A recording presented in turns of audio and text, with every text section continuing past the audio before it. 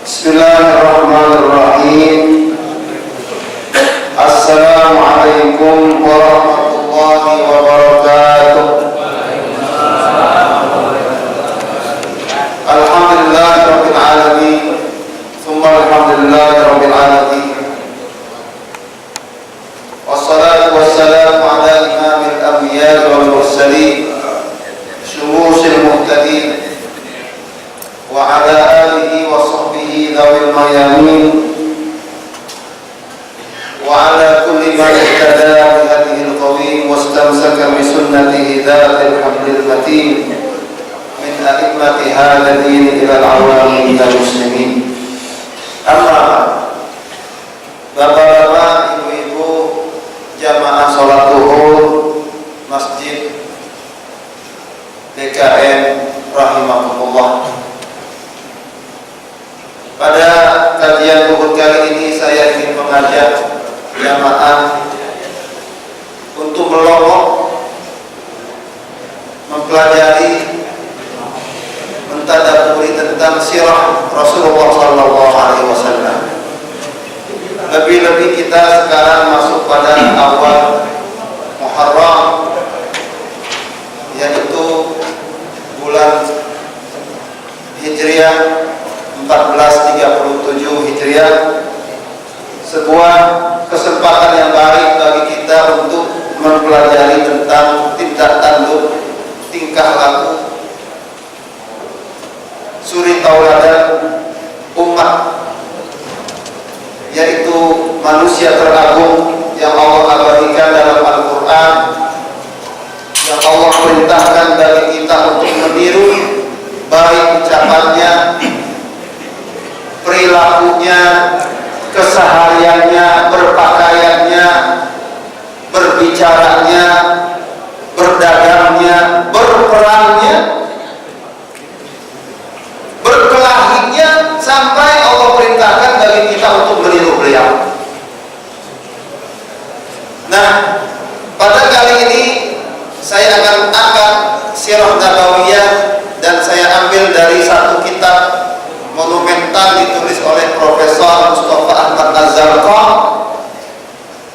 Muhammad Khatamir Rusul Majma'il Azamatil Bashariyah, yang sudah saya terjemahkan ke dalam bahasa Indonesia, Rahasia Sukses Kepemimpinan Rasulullah SAW, yang beberapa kesempatan yang sebelumnya sudah saya sampaikan tema tersebut, dan ini merupakan kelanjutan dari sebelumnya. Pada kesempatan yang lalu saya telah menyampaikan bahwa ada 4 indikator, 4 penopang seorang itu akan dicatat oleh Allah sebagai seorang sukses sebagai pemimpin. Yang pertama, ad-di'amatul ula, faktor penunjang pertama yang menjadikan orang itu sukses sebagai pemimpin, entah pemimpin perang, pemimpin negara, pemimpin wilayah, atau entahlah pemimpin apa, yaitu yang pertama kemarin saya sampaikan bahwa ad-di'amatul ula, faktor penunjang pertama adalah al-hisal al-fardiyah atau al-hisal al-syakhsiyah, yaitu faktor sifat kepribadian.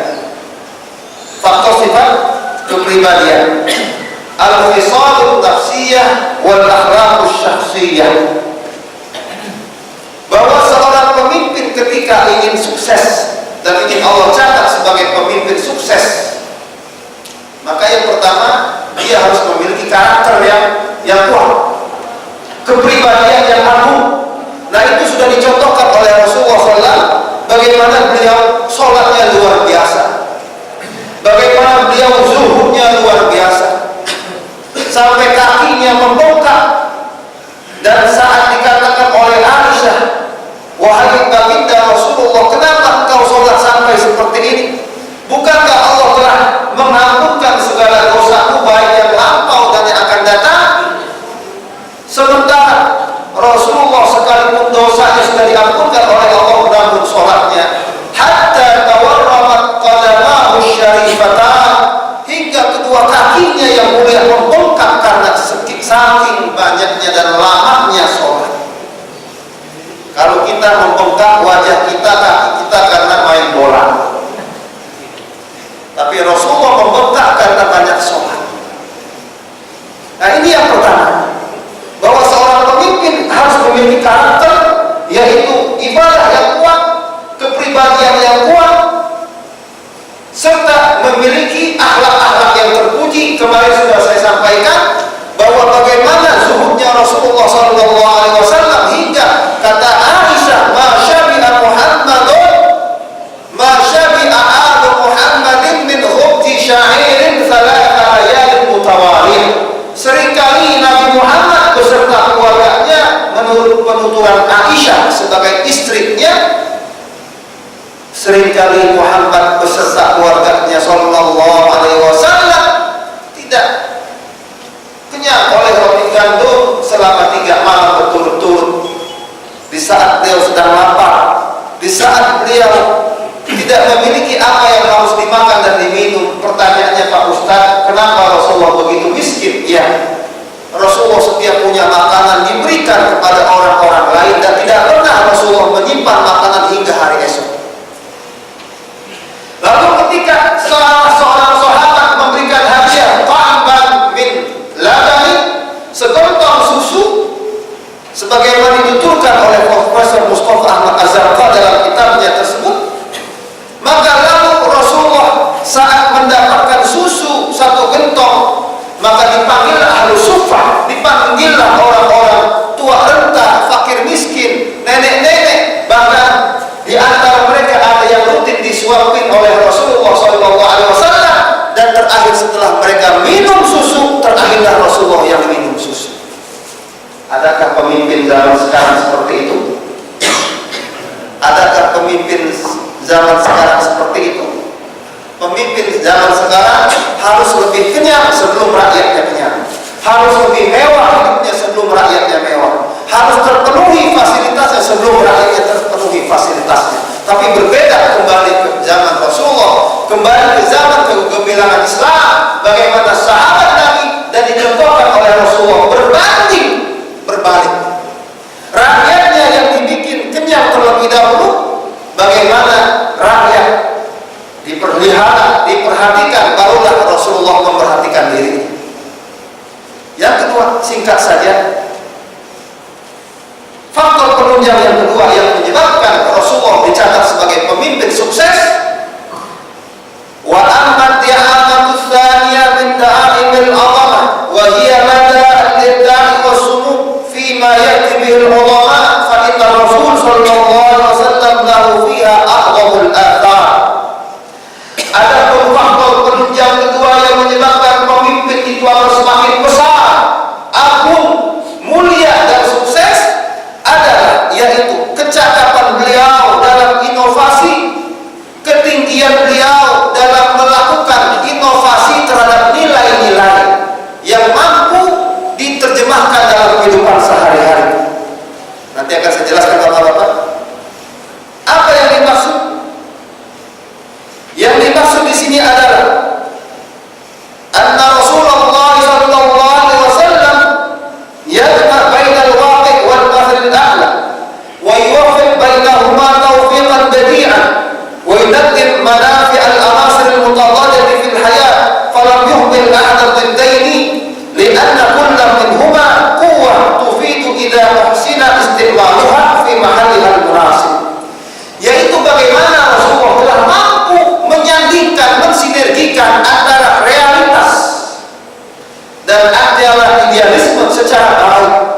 Rasulullah telah memadukan manfaat-manfaat unsur-unsur alam yang saling berlawanan, dan Rasulullah tidak pernah meremehkan salah satu dari unsur tersebut, tapi dipadukan oleh Rasulullah SAW secara baik, secara matching dan secara sinergis, dan ditempatkan itu semua pada tempat yang tepat dan pada posisi yang proporsional. Apa contohnya Bapak-bapak? Lihat kata beliau, wa bayanu dzalika anna hadzal mujtama' al-bashari al-mamluq bil khair wa syarr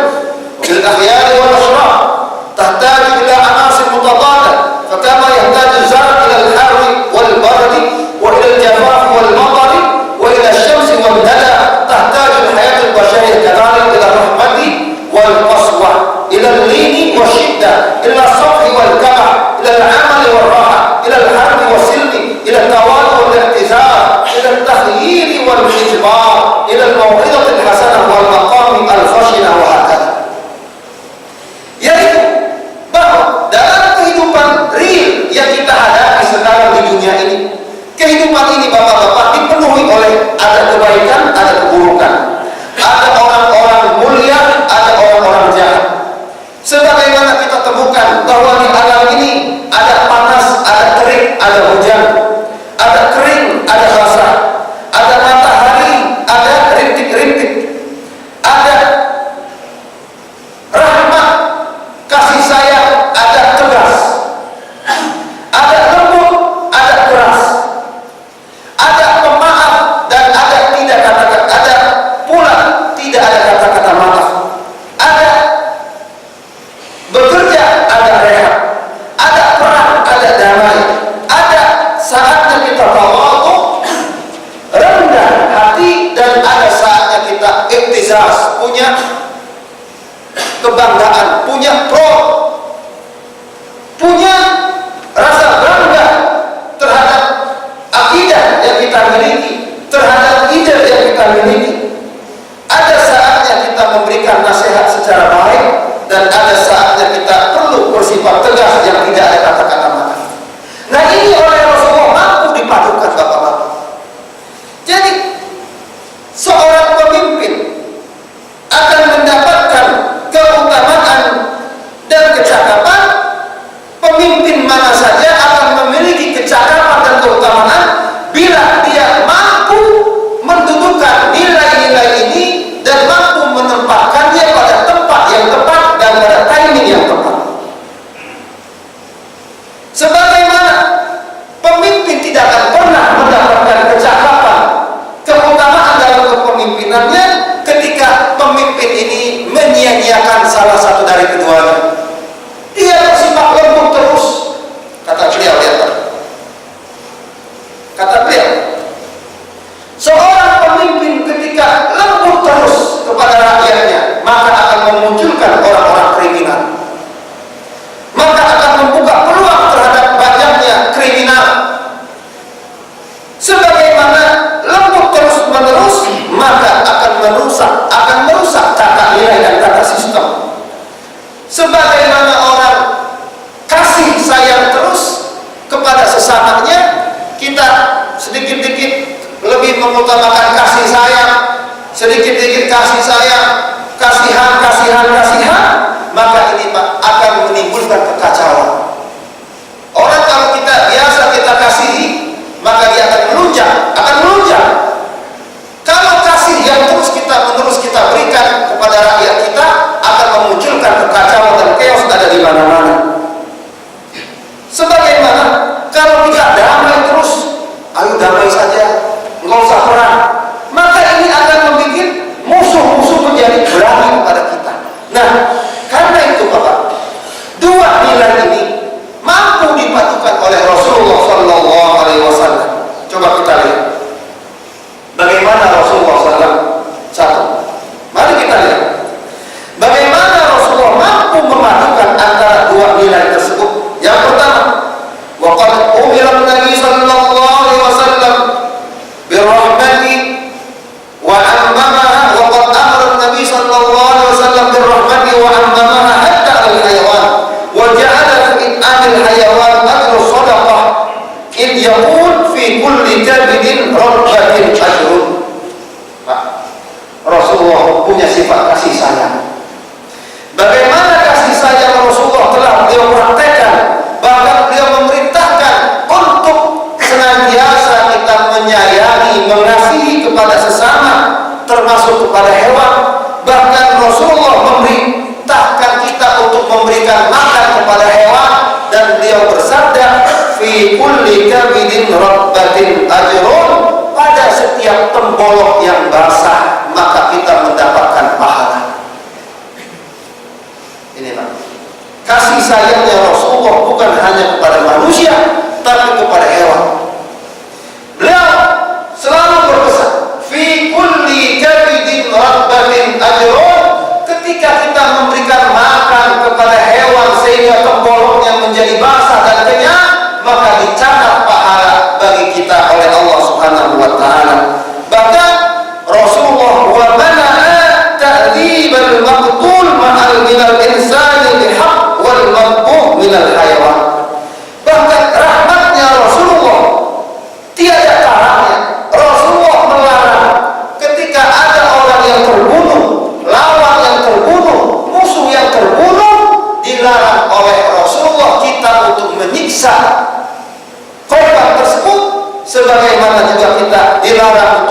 menyiksa binatang. Pak, apa yang terjadi di Mesir? Apa yang terjadi di Syria? Apa yang terjadi di Irak? Bagaimana rakyat, bagaimana orang yang sudah meninggal dunia dimutilasi? Rasulullah melarang. Wa idza qataltum fa ahsinul qitlah wa idza dabahtum fa ahsinul dhabha. Kalau kalian membunuh, bunuhlah secara baik.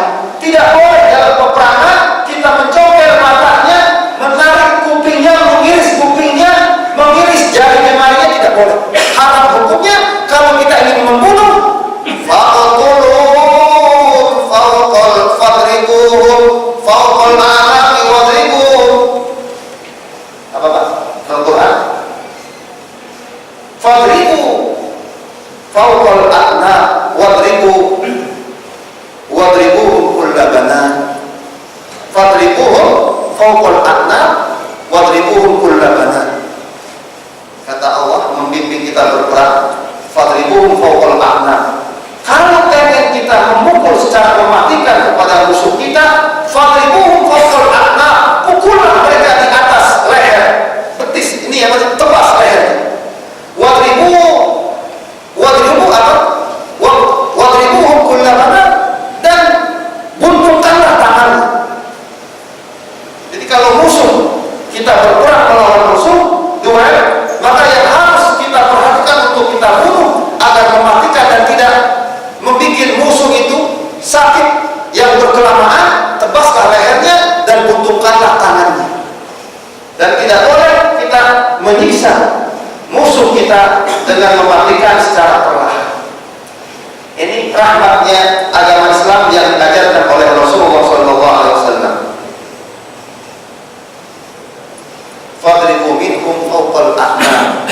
Itu Pak. Fadribu minhum fawqal a'naq wadribuhum kulla banan. Nah, coba Bapak. Sampai binatang saja ada sahabat Nabi membawa binatangnya. Binatang yang ingin disembelih oleh sahabat Nabi, ditariklah kupingnya, dijewer kupingnya, ditarik kuping kambing tersebut. Rasulullah menegur, kamu kalau ingin membunuh, ingin menyembelih kambing, maka arahkanlah, bawalah dia dengan baik. Jangan kamu tarik kupingnya, tapi pegang lengkungnya, tarik. Sampai seperti itu. Bahkan Rasulullah mengajarkan, sebelum kita menyembelih binatang sembelihan, sembunyikan apa itu Pak? Pisau-pisau, dan sembunyikan binatang yang sudah sembelih dengan binatang yang belum tersembelih. Nah, ini jarang diperhatikan oleh kita.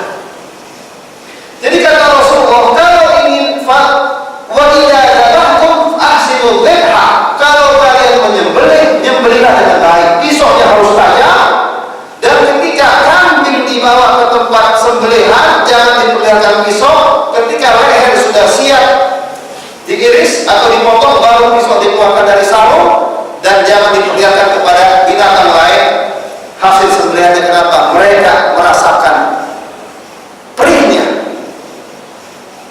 pedihnya disembelih. Coba, agama mana yang semulia agama Islam? Tidak ada. Lalu Rasulullah juga SAW bersabda, dakhalat imra'atun nar fi hirratin habisatha fala hiya atamadha wa la tarakatha taqul min khashasil ardh. Ada seorang wanita Allah masukkan ke dalam neraka gara-gara kucing yang ia ikat, yang ia tawar, ia tidak memberikannya makan, juga tidak melepaskannya supaya makan serangga-serangga bumi. Akhirnya apa? Wanita tersebut Allah siksa dan Allah masukkan ke dalam api neraka. Pertanyaan, apakah Rasulullah hanya mengutamakan rahmat? Coba. Walakin ila janib hadhihi rahmatil mutalahiyah fi ma'aliha al-ma'qulah syuri'a aksuha 'inda al-hajati ilahi kal-qisas wa qatlil mu'min wa 'uqubatil mujrim. Akan tetapi di saat Rasulullah memerintahkan kita untuk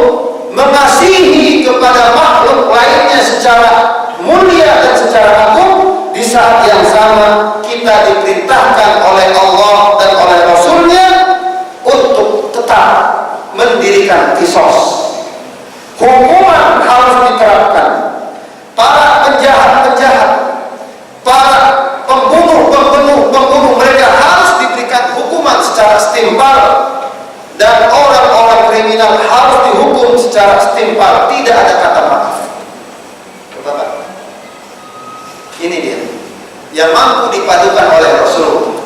Jadi Rasulullah mampu memadukan antara rahmat dan kasih sayang, yaitu rahmat dan kasih sayang diberikan oleh Rasulullah kepada orang-orang baik, kepada binatang-binatang, kepada orang-orang soleh, tapi tidak ada kata-kata rahmat kepada para kriminal, tidak ada kata rahmat bagi orang-orang perusak, dan tidak ada kata-kata rahmat kasih sayang dalam pendirian hukuman, dalam mendirikan satu hukuman. Tidak ada kata-kata sayang. Nah, ini seharusnya dipadukan oleh pemimpin kita. Tapi kalau pemimpin kita, Pak, kriminal malah dimanja. Coba, perusuh dimanja, kriminal dimanja, orang-orang baik malah diperlakukan tidak manusiawi. Ini terbalik. Dan pemimpin semacam ini umurnya gak akan lama. Coba bapak-bapak lihat seluruh negeri yang sedang bergejolak, entah Mesir, entah Syria, entah Yaman, apa asal usulnya pemimpin tersebut tidak cakap menempatkan nilai-nilai ini. Kepada siapa rahmat diberikan, kepada siapa hukuman diberikan, kepada siapa ketegasan diberikan, mereka tidak paham, sehingga seringkali mereka membolak-balikan atau mencampur adukan. Jadi bapak-bapak ibu rahmatullah, inilah contoh satu keutamaan yang dimiliki oleh Rasulullah. Yang kedua, wa kadzalika amara sallallahu alaihi wasallam bisilmi wal mawaddati bainal afrad wa syu'ub wa ta'arufihim wa ta'awunihim 'ala al-ahdaf al-karimah. Demikian pula Rasulullah sallallahu alaihi wasallam memerintahkan kita untuk menjaga kedamaian, peace. Kita harus mengedepankan peace. Bahkan Rasulullah memerintahkan kita untuk saling mencintai antara individu dan antara bangsa. Dan Rasulullah memerintahkan kita untuk saling kenal mengenal antara warga negara lain, antara bangsa lain, dan untuk saling kerjasama dalam hal-hal menjadi kemaslahatan umum. Dan itu dijelaskan dalam Al-Quran. Ya ayyuhan nasu inna khalaqnakum min dzakarin wa untha wa ja'alnakum syu'uban wa qabaila lita'arafu wa ja'alnakum syu'uban wa qabaila lita'arafu, dan kami telah menjadikan kalian berkabilah-kabilah, bersuku-suku,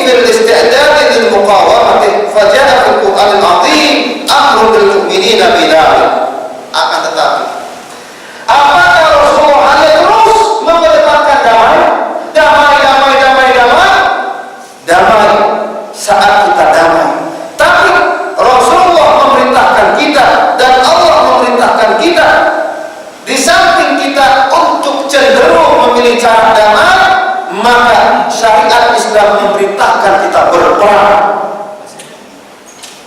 Berperang untuk apa?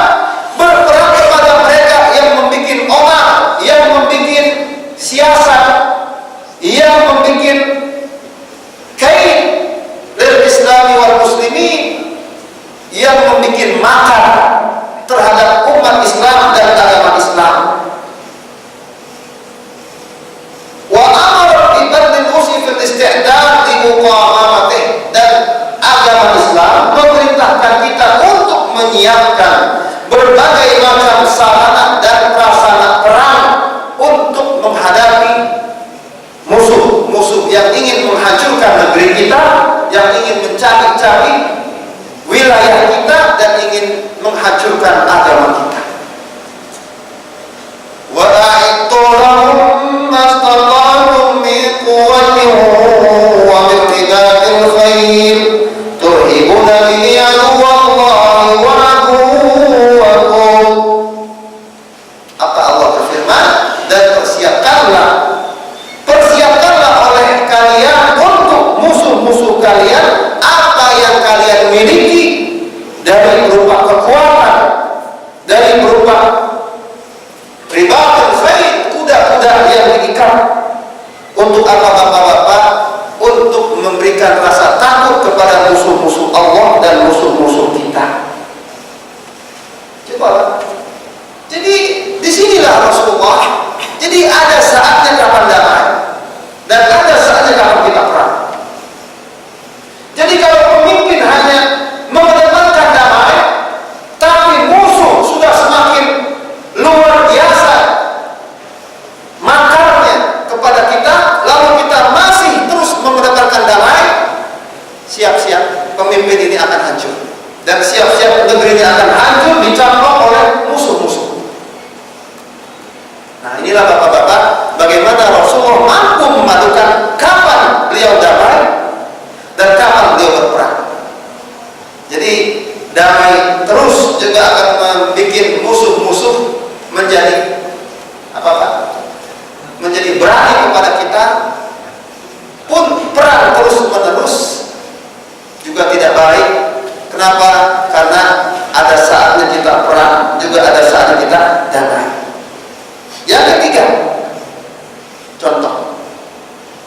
Wa kadzalika amara Nabi sallallahu alaihi wasallam bil-tawadhu' lil muslimin biqaulihi man tawadha'a lillahi rafa'ah. Demikian pula Rasulullah sallallahu alaihi wasallam telah memerintahkan bagi kita untuk, yaitu bagi orang-orang Islam, untuk selalu memiliki sifat tawadhu'. Apa itu tawadhu, Pak? Rendah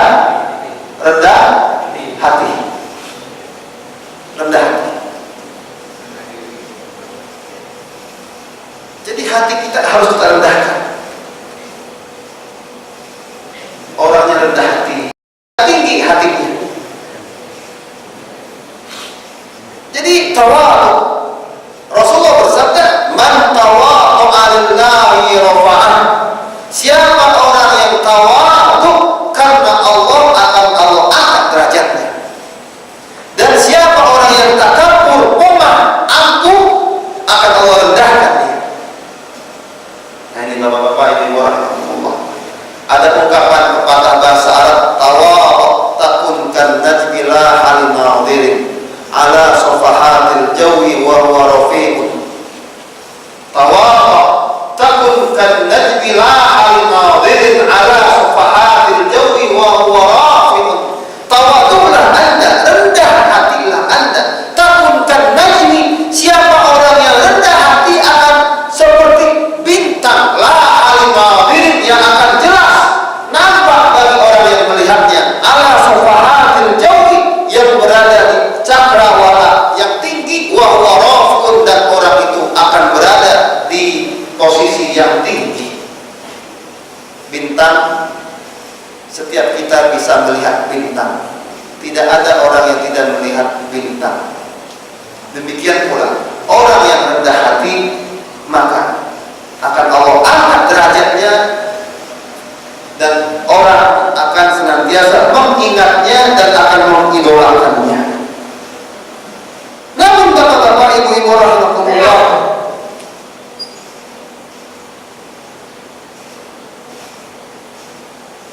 saat yang sama, kita dilarang oleh Rasulullah, dilarang oleh Allah untuk tawadhu di hadapan musuh kita.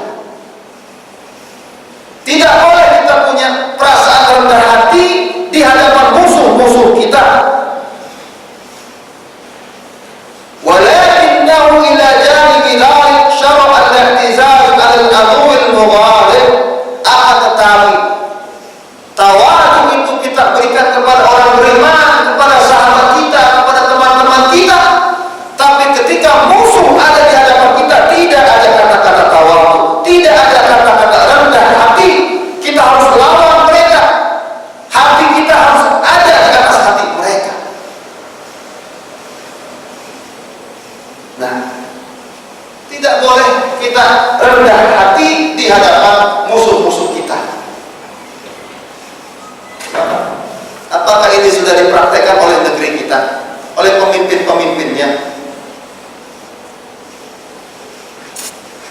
Bapak-bapak bisa lihat mengapa Presiden Erdogan, presiden yang sangat populer di dunia, termasuk Raja Salman, mengapa sangat diidolakan belakangan ini? Kenapa, Pak?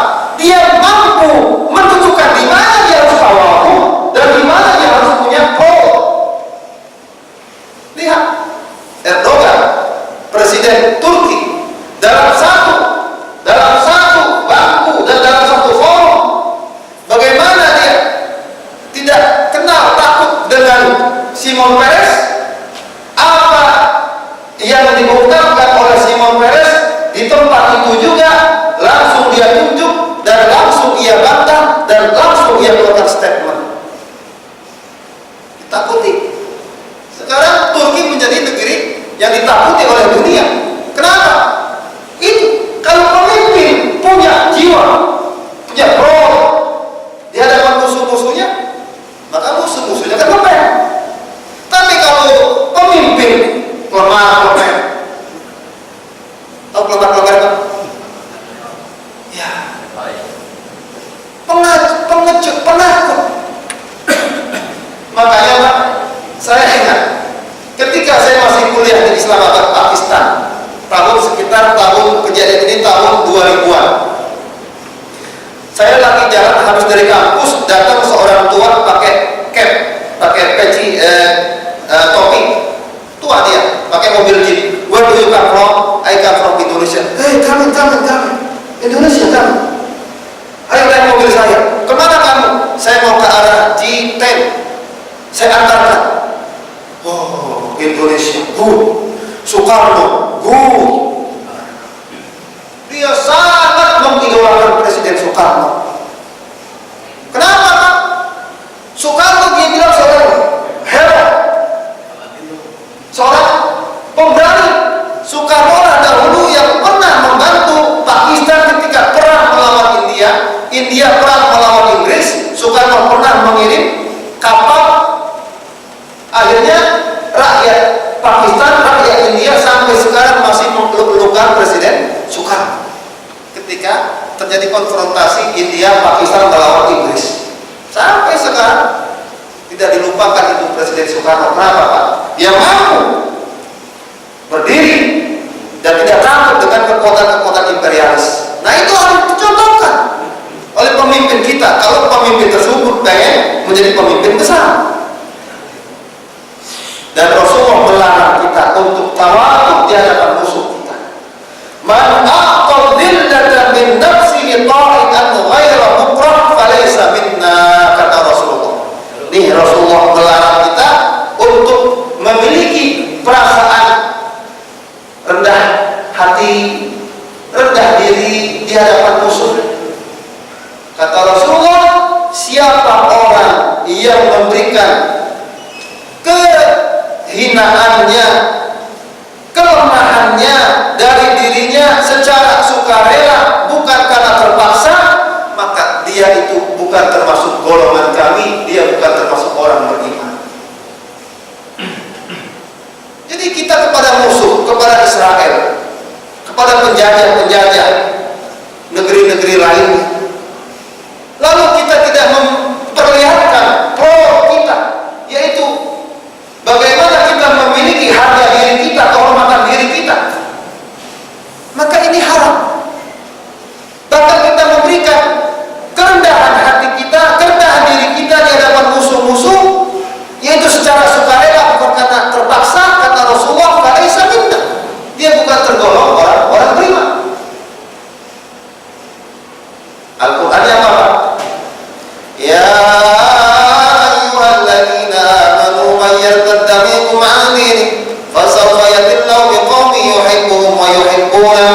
adillatin 'alal mu'minina 'izzatin 'alal kafirina yujahiduna fi sabilillah wa la yakhafuna lawmata laim.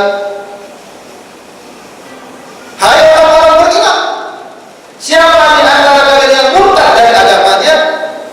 Pak, murtad.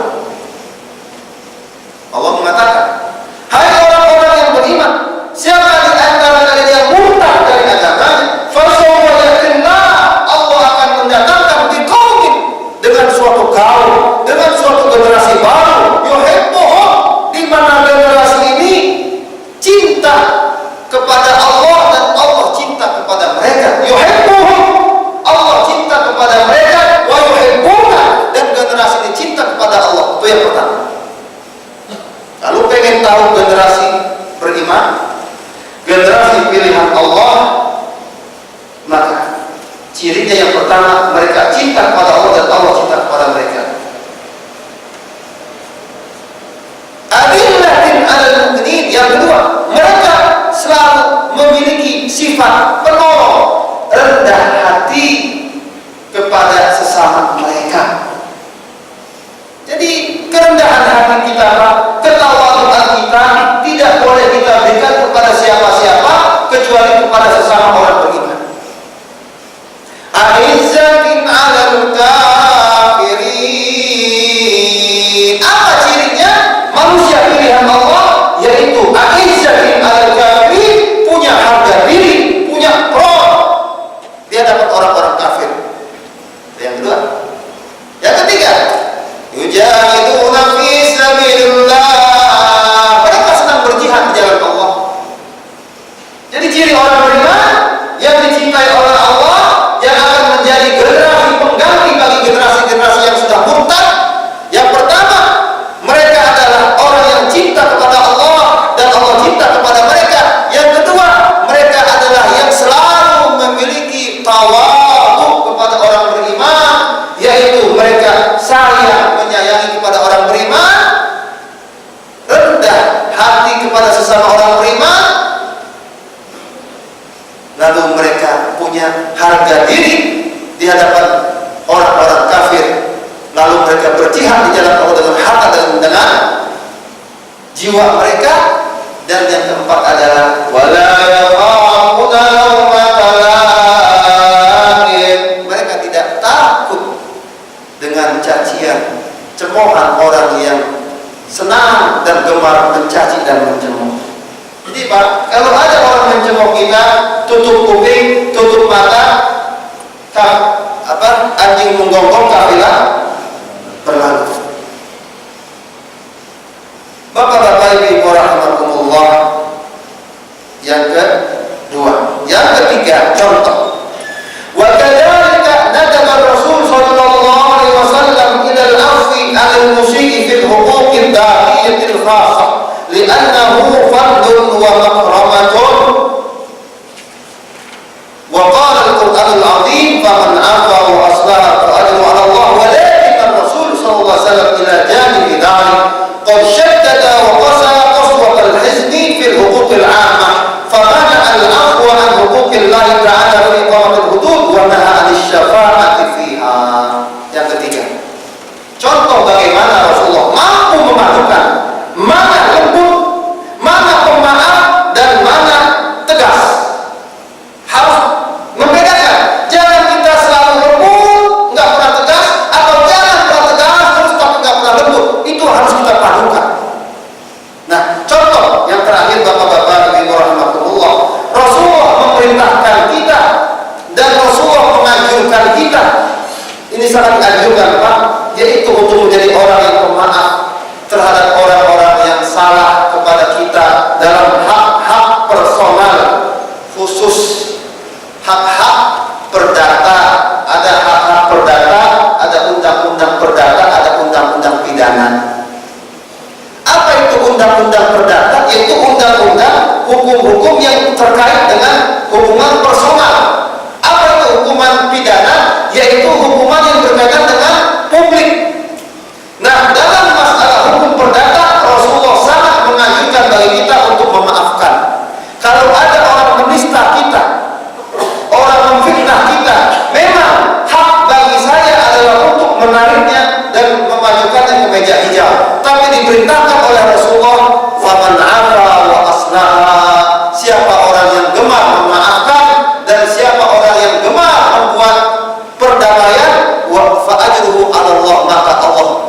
sediakan baginya pahala yang besar.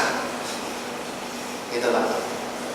Jadi kalau ada hubungan masalah hukum perdata atau hukum personal, Islam sangat menganjurkan. Islam sangat menganjurkan.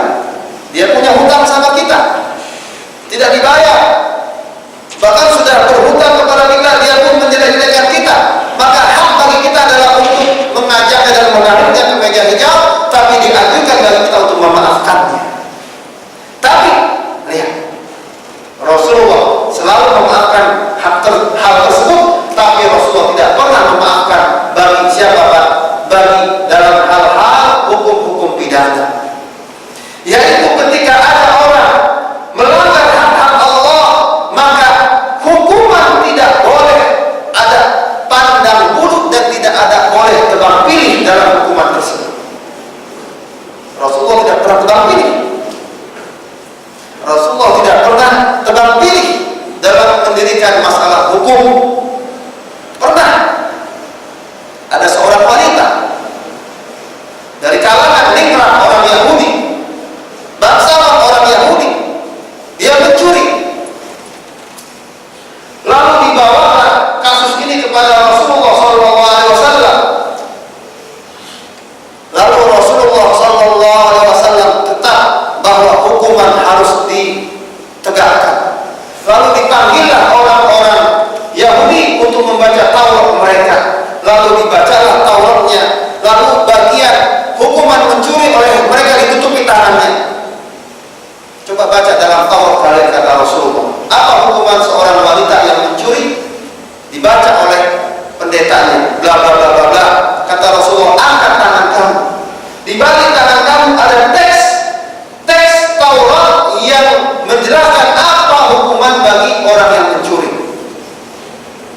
Jadi Rasulullah, sekalipun pencuri ini adalah ningrat dan bangsawan dari kalangan orang-orang Yahudi, maka hukum ditegakkan. Tidak boleh hukum tajam ke bawah, tumpul ke atas.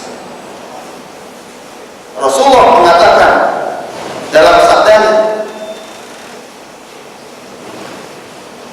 innama halaka man kana qablakum idza saraqa fihim asy-syarif tarakuhu wa idza saraqa fihim ad-dha'if aqamu 'alaihi al-hadd wallahi law anna Fatimah bint Muhammadin saraqat laqata'a Muhammadun yadaha.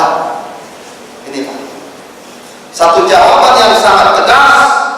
Demi Allah, binasanya, hancurnya umat sebelum kalian dikatakan jika yang mencuri di tengah rakyat adalah orang-orang besar, mereka maafkan, mereka lupakan kasusnya, akhirnya kasusnya habis. Wa idza saraqa fihi mudha'if, akan tetapi jika yang mencuri adalah rakyat lemah, orang lemah, aqamu 'alaihi al-hadd, mereka buru-buru lekas memberikan hukuman kepada nenek Minah yang mencuri 2 kilogram kakao. Ya Pak ya? Apa Pak? Berapa kilo itu? Hah? Nenek apa itu?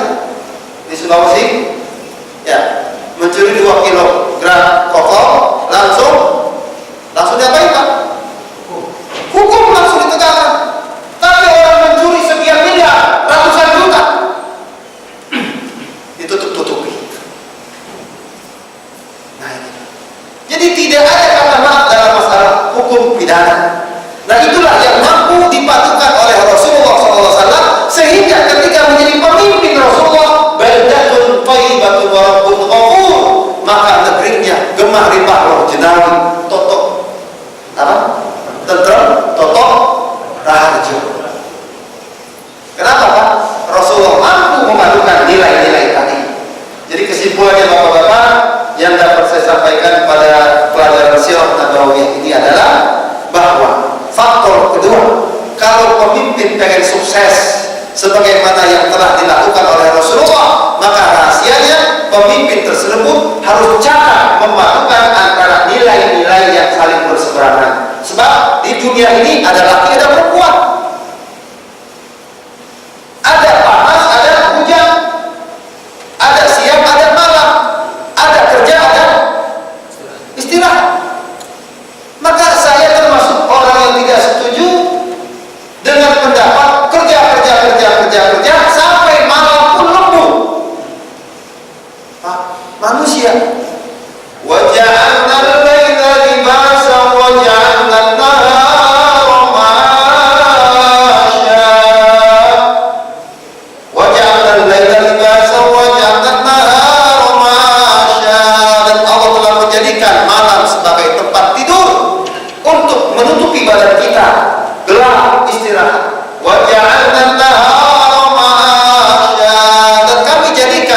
siang hari sebagai tempat mencari kehidupan.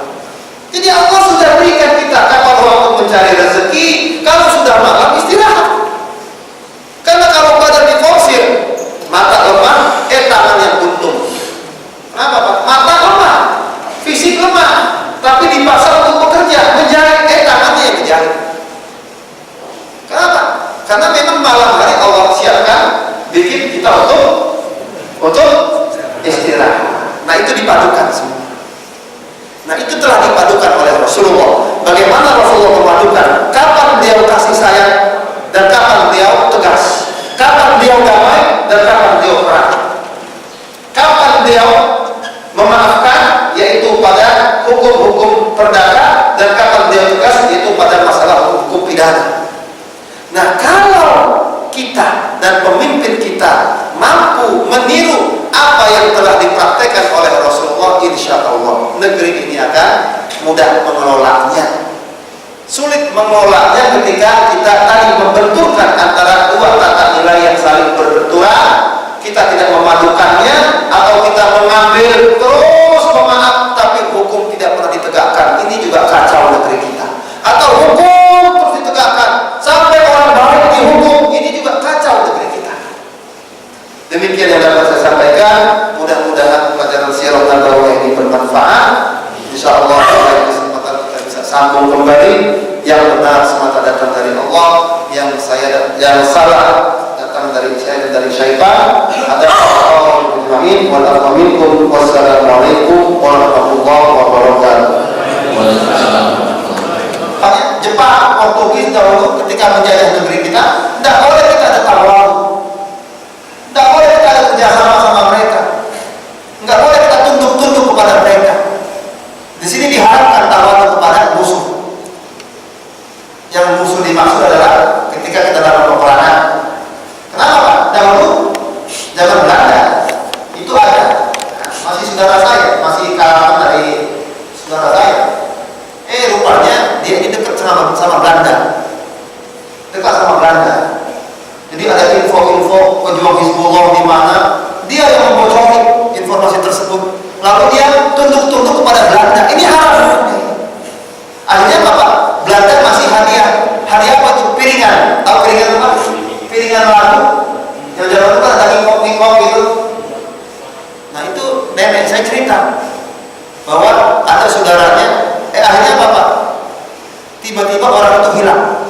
Ketemu bangkainya ada di daerah Bekasi Utara, daerah Perawak, dibunuh oleh Hizbullah. Ya kenapa? Karena ini dia tunduk memberikan kehinaan kepada dirinya kepada musuh, dan itu diharapkan oleh Allah, kecuali dia terpaksa dibunuh, diancam. Nah dia sukarela. Akhirnya apa?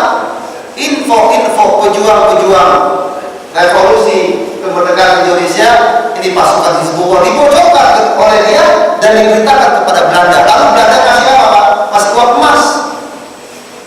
Ini orang ini namanya pengkhianat.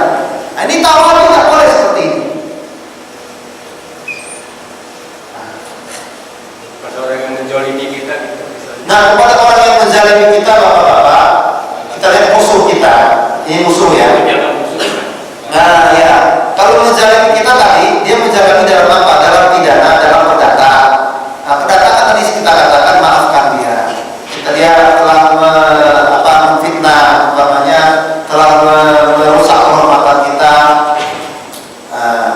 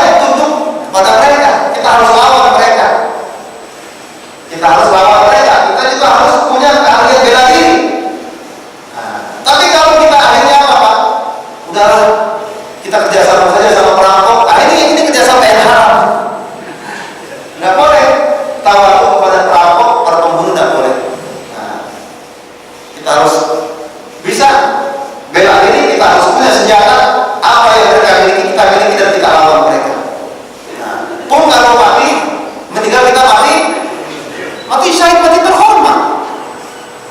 Coba kalau kali matinya itu, mati apa itu? Itu nenek saya cerita.